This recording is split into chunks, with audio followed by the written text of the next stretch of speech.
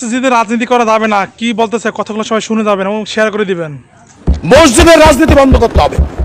মসজিদ আল্লাহর ঘর, মসজিদে মানুষ নামাজ পড়বে, মসজিদে কোরআন শরীফ পড়বে, কিন্তু একটি রাজনৈতিক দল মসজিদে যাই রাজনীতি করে। মাননীয় স্বরাষ্ট্রমন্ত্রীকে অনুরোধ করব আইন পাস করার জন্য, যাতে কোন মসজিদ মাদ্রাসায় রাজনৈতিক মিটিং করা যাবে না। আর আজ বলা হয় মসজিদের মধ্যে রাজনীতি বলতে দেওয়া হবে না। এমন ভাবে কথা বলে বাংলাদেশে ধর্ম নিয়ে রাজনীতি করতে দেওয়া হবে না, মনে হয় যেন বাপ এই বাংলাদেশের বাপের সম্পত্তি আর আমরা ঘর জমাই থাকি। মসজিদে নববী ছিল এই রাজনীতির প্রাণ কেন্দ্র। মসজিদে নববী কি ছিল?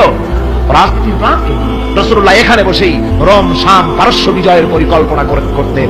এখানে বসেই ওহদ বদর হুনাইন ইয়ারমুক যুদ্ধের সৈন্য রিক্রুট করেছেন মসজিদ নববীর ভেতরে বসে।